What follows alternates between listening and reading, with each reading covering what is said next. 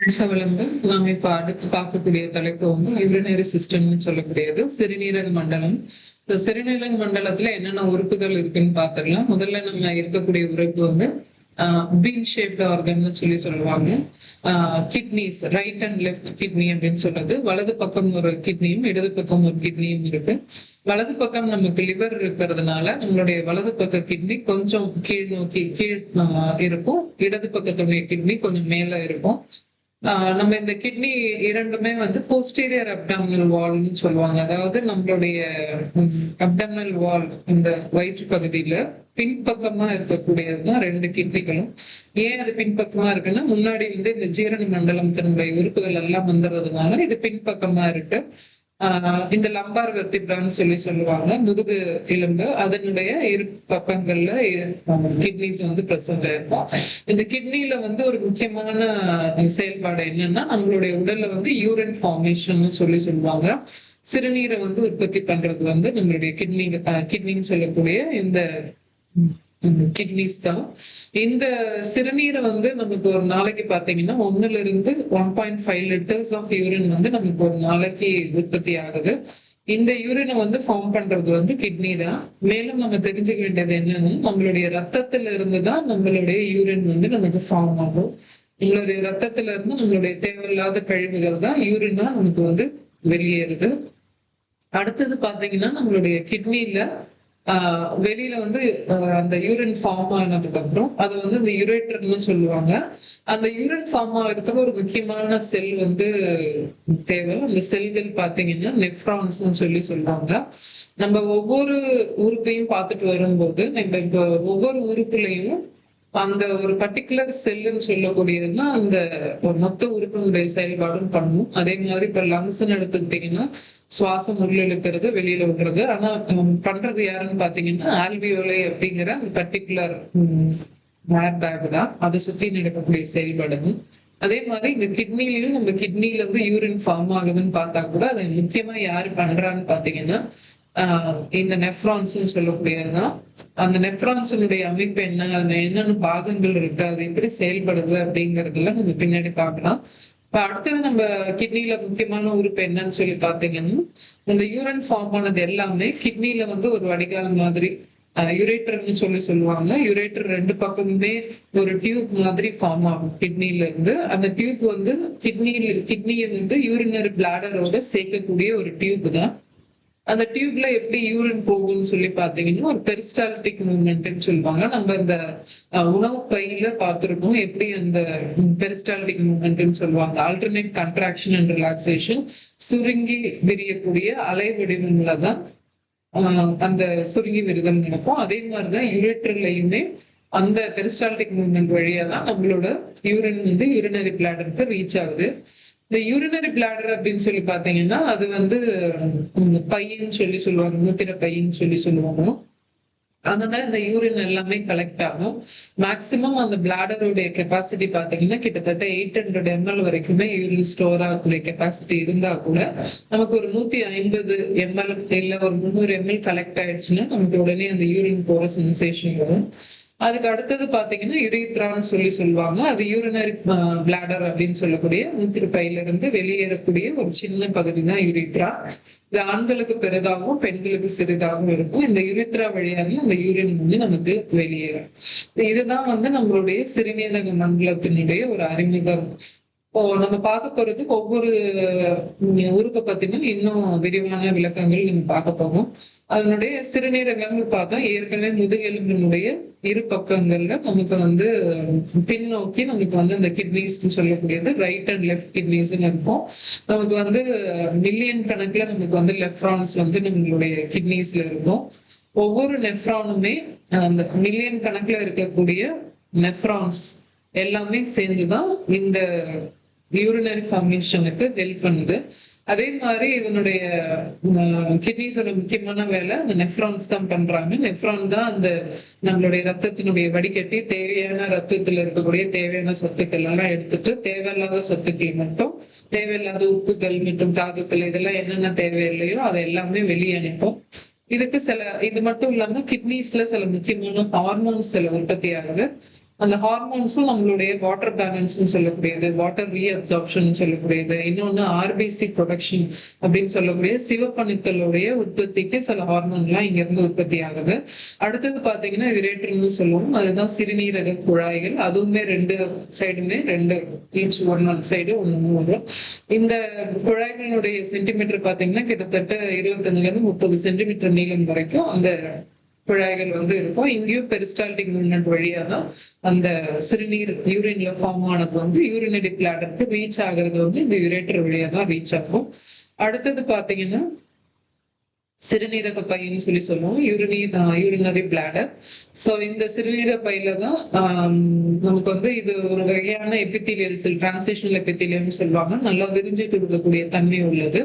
அடுத்தது பாத்தீங்கன்னா சிறுநீரை வந்து சேமிக்க வைக்கக்கூடிய தன்மை. இங்க இருந்துதான் நம்மளுடைய பிரெயினுக்கு, மூளைக்கு வந்து சிக்னல்ஸ் கொடுக்கும். அதாவது யூரின் வந்து ஒரு அளவு ஃபில் ஆயிருக்குன்னு சொல்லி சிக்னல் கொடுத்ததுக்கு அப்புறம் அந்த நமக்கு வந்து இந்த யூரின் போற சென்சேஷன் வந்து நமக்கு கிரியேட் ஆகும்.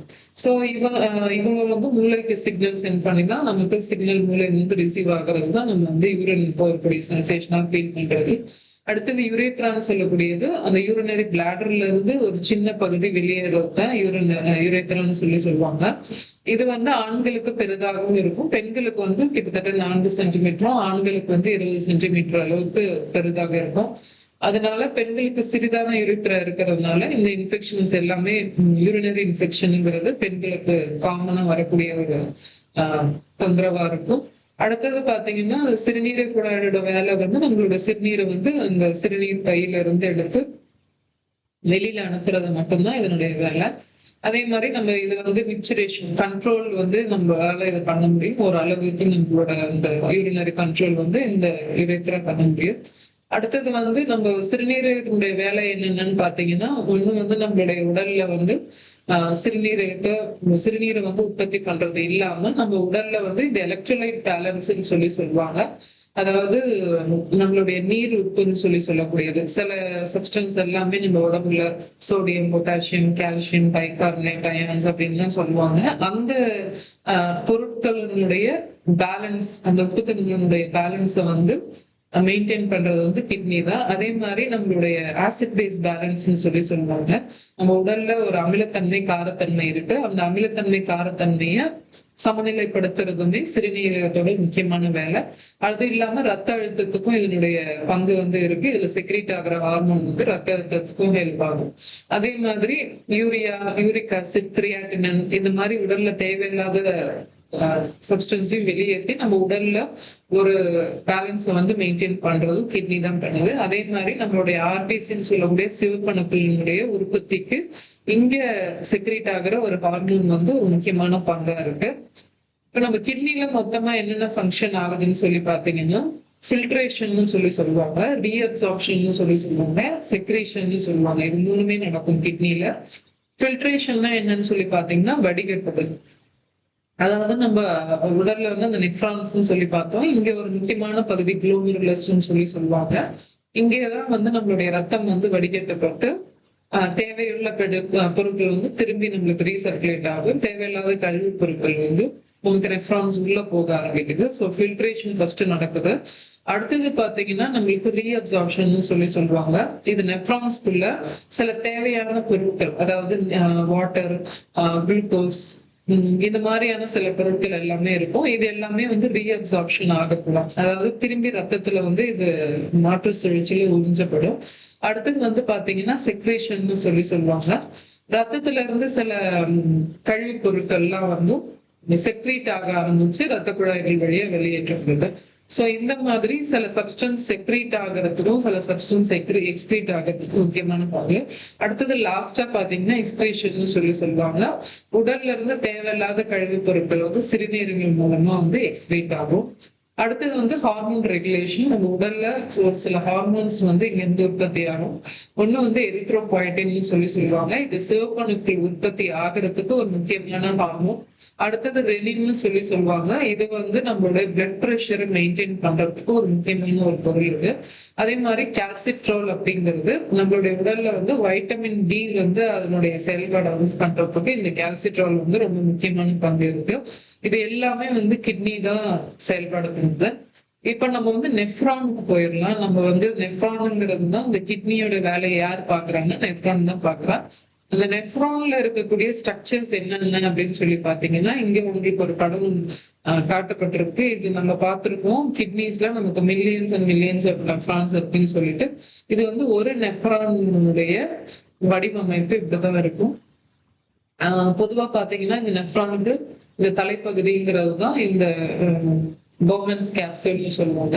இந்த கேப்சூலுக்குள்ள இந்த ரத்த குழாய்கள், அதாவது அஃப்ரண்ட் அண்ட் எஃப்ரண்ட் ஆர்டீரியோல் இருந்து வரும். இந்த ஆர்டீரியல்ல இருந்து பிளட் வந்து நம்ம எல்லா பார்ட் ஆஃப் த பாடியில இருந்து வரக்கூடிய பிளட் இங்க வந்ததுக்கு அப்புறம் இங்க நமக்கு தேவையில்லாத கழிவு பொருட்கள் இந்த பவுமன்ஸ் கேப்சூலுக்கு போயிடும். தேவையானது வந்து இங்க திரும்பி எஃப்ரண்ட் ஆர்டீரியல் வழியா போகும். ஸோ இந்த மாதிரி நமக்கு இந்த பவுமன்ஸ் கேப்சூல் வழியா உள்ள வந்தது இந்த ப்ராக்சிமல் கன்வல்யூட்டட் டியூப்யூல்னு சொல்லுவாங்க. அது வழியா உள்ள வந்து திரும்பி இந்த ஹென்லிஸ் லூப் வழியா வந்து இங்க இருந்து டிஸ்டல் கன்வல்யூட்டட் டியூப்னு சொல்லுவாங்க. இது வழியா போய் கலெக்டிங் டக்ட் அப்படின்னு சொல்லக்கூடிய பகுதிக்கு இது எல்லாமே ஒவ்வொரு பகுதியா போகுது. இங்க என்னென்ன நடக்குதுன்னு சொல்லி நம்ம பார்க்கலாம். முதல்ல பவுமன்ஸ் கேப்சூல்னு சொல்றது. ஸோ இது வந்து ஒரு கேப்சூல் வடிவத்துல ஒரு கழுத்து வடிவம் மாதிரி இருக்கக்கூடியது. இது ஒரு கப் ஷேப்ல இருக்கக்கூடியது. இது என்ன பண்ணுதுன்னு சொல்லி பாத்தீங்கன்னா, முதல்ல ரத்தத்துல வந்து வடிகட்டி அதனுடைய தேவையான பொருட்களை வந்து திரும்பி ரத்தத்துக்கு திரும்பி அனுப்பிச்சுட்டு தேவையில்லாத பொருட்களை வந்து அடுத்தது அனுப்புது. ஸோ குளோமருலஸ்ன்னு சொல்லுவாங்க. குளோமருலஸ் அப்படிங்கிறது என்னன்னு, நிறைய கேப்லரிஸ்னோட முடிச்சுதான் அது. கேப்லரிஸ்னா தெரியும், சிறு சிறு பிளட் வெசல்ஸ்ன்னு சொல்லுவோம். அந்த பிளட் வெசலினுடைய முடிச்சுகள் தான் குளோமருலஸ்ன்னு சொல்லுவோம். இதுல ரத்தத்துல இருக்கக்கூடிய தேவையில்லாத பொருட்கள் எல்லாமே இங்க இருந்து குளோமருலஸ் வழியா வந்து வெளியேறும். அடுத்தது பாத்தீங்கன்னா ப்ராக்சிமல் கன்வல்யூட்டட் டியூப்யூல்னு சொல்றது. இங்க வந்து என்னென்ன நமக்கு வந்து உறிஞ்சப்படுதுன்னு சொல்லி பாத்தீங்கன்னா, உங்க பாடியில இருக்கக்கூடிய வாட்டர், குளுக்கோஸ், அமினோ ஆசிட்ஸ்ன்னு சொல்லக்கூடியது, sodium and then hydrogen. So இந்த மாதிரியான சோடியம் இந்த சப்ஸ்டன்ஸ் எல்லாம் உறிஞ்சப்படுறது. ஹைட்ரஜனுங்கிற சப்ஸ்டன்ஸ் வந்து இங்க செக்ரீட் ஆக ஆரம்பிக்குது இந்த இடத்துல. அடுத்தது பாத்தீங்கன்னா லூப் ஆஃப் ஹென்லி, அந்த யூ ஷேப்னு சொல்லக்கூடியது, யூ வடிவத்துல இருக்கக்கூடிய பகுதி. இங்க வந்து என்ன ஆகும் அப்படின்னா, அந்த திக்னஸ் ஆஃப் த யூரின் வந்து நமக்கு வந்து அடர்த்தி ஆகும். ஏன் அப்படின்னு சொல்லி பாத்தீங்கன்னா, நம்மளுக்கு வந்து சோடியம் குளோரைடு வந்து இன்னும் வந்து உறிஞ்சும் போது அந்த யூரின் கான்சென்ட்ரேஷன் வந்து நமக்கு வந்து அதிகமாக ஆரம்பிக்கும். அடுத்தது பாத்தீங்கன்னா distal convoluted டியூப்யூல். So distal convoluted டியூப்யூல்ல வந்து என்ன ஆகும்னு சொல்லி பாத்தீங்கன்னா, பொட்டாசியம், ஹைட்ரஜன் அயான், இது எல்லாமே வந்து இங்க வந்து உறிஞ்சப்படாது, அப்சார்ப்ஷன் ஆகுது. அப்புறம் இங்க வந்து ஒரு முக்கியமா அல்டோஸ்டிரான்ங்கிற ஹார்மோன் வந்து இங்கதான் வந்து ஆக்ட் ஆகுது. இங்க ஆக்ட் ஆகுறதுனால நம்மளுடைய முக்கியமான ஹார்மோன் சொல்லக்கூடியது அல்டோஸ்டிரான் வேலை செய்யறதுனால, எஸ்பெஷலி வாட்டர் அப்படிங்கிற சப்ஸ்டன்ஸ், அதே மாதிரி கலெக்டிங் டக்ட்னு சொல்லுவாங்க. கலெக்டிங் டக்ட்ல என்ன ஆகுன்னு சொல்லி பாத்தீங்கன்னா, ஏடிஹெச்னு சொல்லக்கூடிய ஹார்மோன் உற்பத்தி ஆகுறதுனால நம்மளுடைய வாட்டர் அப்சார்ப்ஷனுக்கு இது ரொம்ப ரொம்ப முக்கியமான பகுதியா இருக்கு. ஸோ இது எல்லாம் தான் கிட்னில நடக்கக்கூடிய ஒரு முக்கியமான வேலைகள். ஸோ அதனால நம்ம கிட்னில வந்து நம்ம இந்த அளவுக்கு நம்மளுடைய உடல்ல வந்து தேவையில்லாத நச்சுத்தன்மையை ரொம்ப நுணுக்கமான அளவுக்கு பார்த்து அதை வெளியேற்றக்கூடிய அளவுக்கு நம்மளுடைய நெஃப்ரான்ஸ் வந்து செயல்படுது.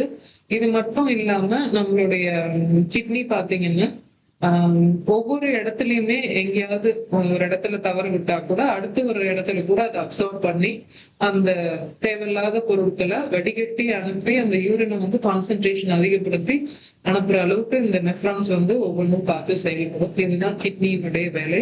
நம்மளுக்கு ஒரு நிமிஷத்துக்கு பாத்தீங்கன்னா நம்மளுக்கு கிட்டத்தட்ட 125 ml ஆஃப் பிளட் வந்து நமக்கு வந்து சுத்திகரிக்கப்பட்டது. அதுதான் அந்த குளோமருலர் ஃபில்ட்ரேஷன் ரேட்னு சொல்லுவாங்க. அதே மாதிரி நம்ம அடுத்தது பார்க்கக்கூடிய ஒரு முக்கியமான மண்டலம் அப்படின்னா அது வந்து இனப்பெருக்க மண்டலம் தான். இதுல வந்து பெண்களுக்கு தனியா பார்க்கணும், ஆண்களுக்கு தனியா பார்க்கணும். பெண்களுக்கு பொதுவா வந்து இது கருப்பைன்னு சொல்லக்கூடியது. இதுதான் வந்து இந்த கருப்பையினுடைய படம். இதுல என்னென்ன உறுப்புகள்லாம் இருக்குன்னு முதல்ல பாத்திரலாம். இனப்பெருக்க மண்டலத்துல முதல்ல வந்து ஆண்களுக்கு விந்தகங்கள்னு சொல்லக்கூடியது, டெஸ்டிஸ் இருக்கு. சோ உடலுக்கு வெளியில வந்து இந்த ஸ்ட்ரோட்டம்னு சொல்லக்கூடியது இந்த விந்தக பைன்னு சொல்லுவாங்க. அங்கதான் வந்து இந்த முட்டை வடிவுல வந்து விந்தகங்கள் வந்து உம், உள்ள இருக்கும். அதே மாதிரி இதனுடைய முக்கியமான வேலை என்னன்னு சொல்லி பாத்தீங்கன்னா நம்மளுடைய விந்த அணுக்களை வந்து உற்பத்தி பண்றதுதான். சோ இதுக்கு முக்கியமான ஹார்மோன் என்ன ஹெல்ப் பண்ணுதுன்னு பாத்தீங்கன்னா டெஸ்டோஸ்டிரோன் அப்படின்னு சொல்லக்கூடிய ஹார்மோன் தான். இது இந்த உறுப்புல வேலை செஞ்சு இந்த விந்தணுக்களை உற்பத்தி பண்றதுக்கு உதவி பண்ணுது.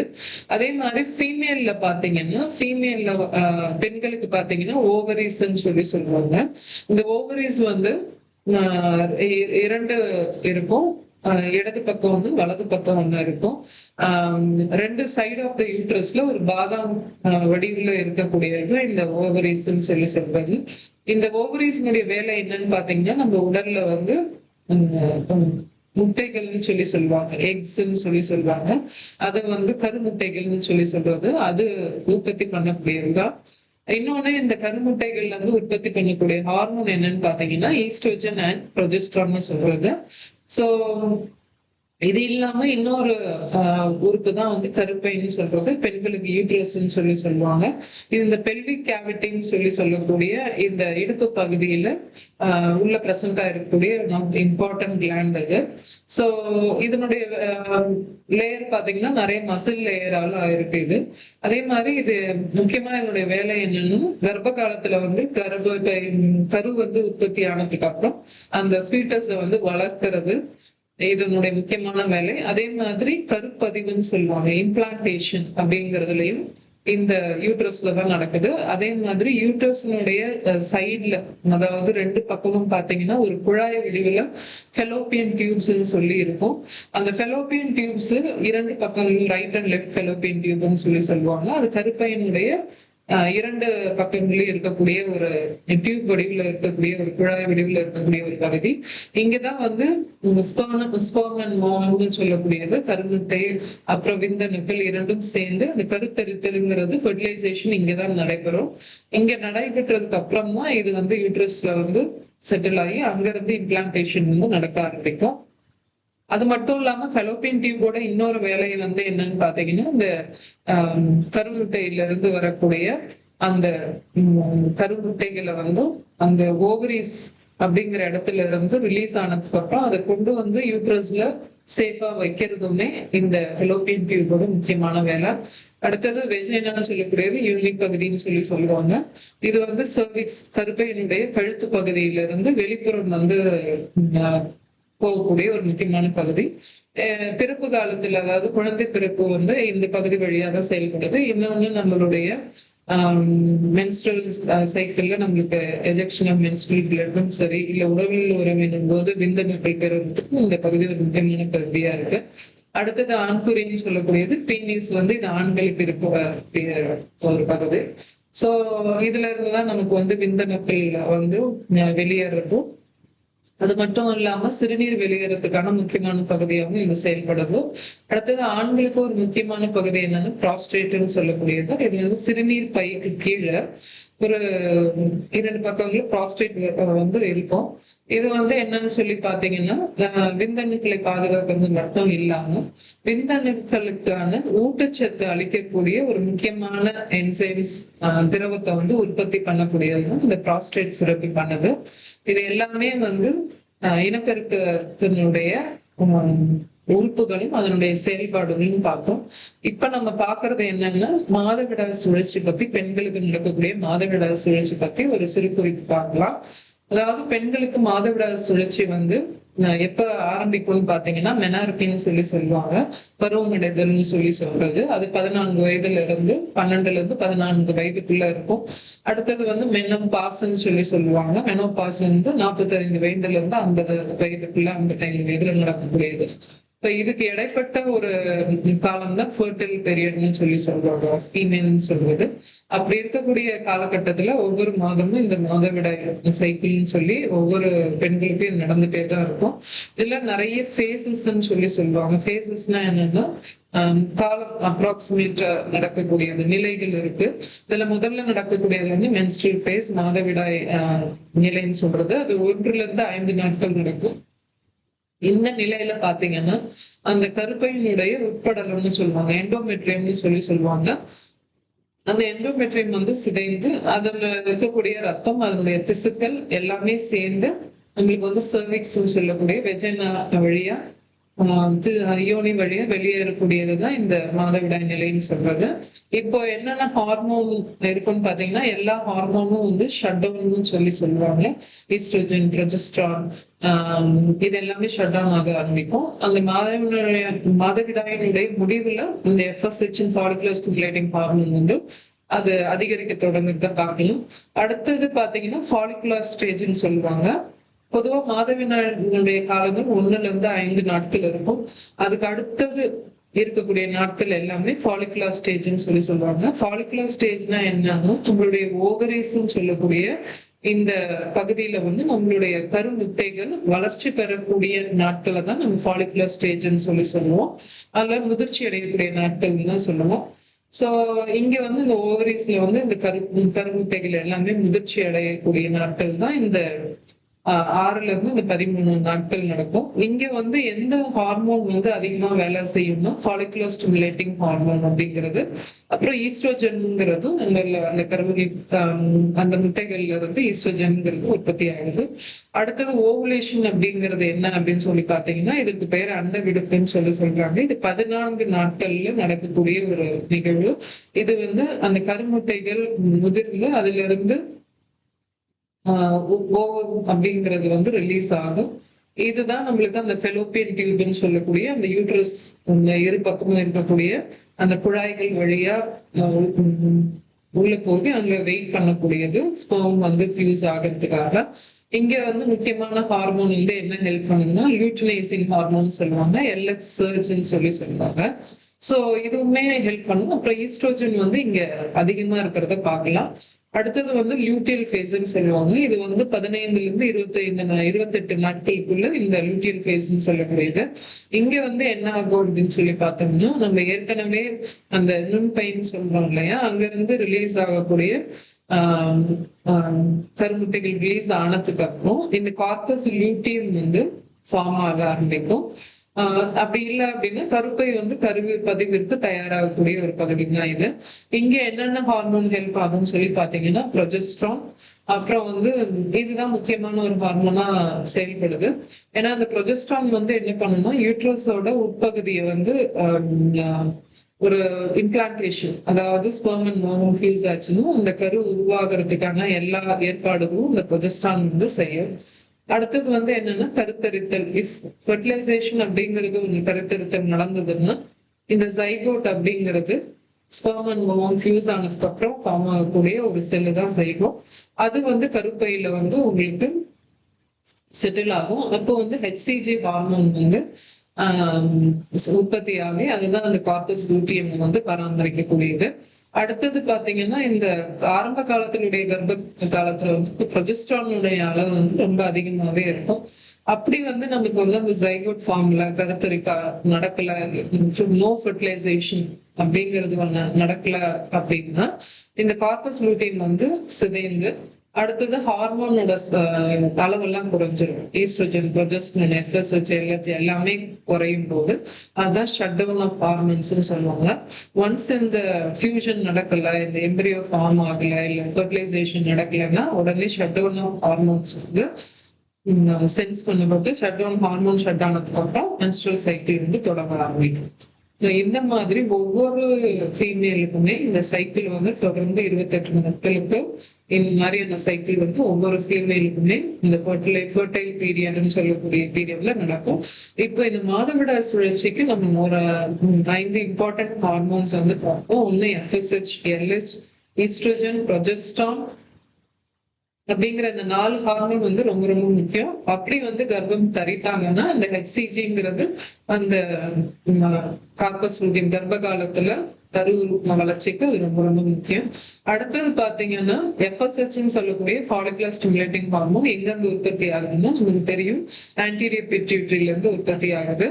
இது வந்து இந்த ஃபாலிகுலினுடைய வளர்ச்சிக்கும் முதிர்ச்சிக்கும் இதுதான் ஒரு வேலை செய்யுது. அடுத்தது லியூட்டினைசிங் ஹார்மோன், இதுவும் பிட்யூட்டரியில இருந்து ஆன்டீரியர் பிட்யூட்டரியில இருந்து உற்பத்தி ஆகுறது.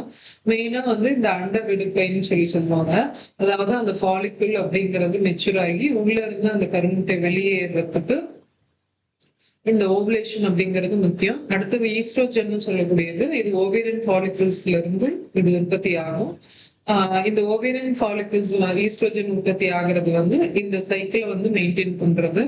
அடுத்தது இதனுடைய உற்பத்திக்கு ஏற்ற மாதிரிதான் எஃப்எஸ்ஹெச் அண்ட் எல்ஹெச்னுடைய உற்பத்தி வந்து இருக்கும். ஸோ ஒன்னோட ஒண்ணு எல்லாமே தொடர்புடையதுதான். அடுத்தது ப்ரொஜெஸ்ட்ரான் சொல்லக்கூடியது. ப்ரொஜெஸ்ட்ரான் வந்து பாத்தீங்கன்னா கார்பஸ் லூட்டியம் அப்படிங்கிற பகுதியில இருந்து உற்பத்தி ஆகக்கூடியது. இது வந்து மெயினா வந்து கருப்பதிவிற்காக, இம்ப்ளான்டேஷனுக்காக.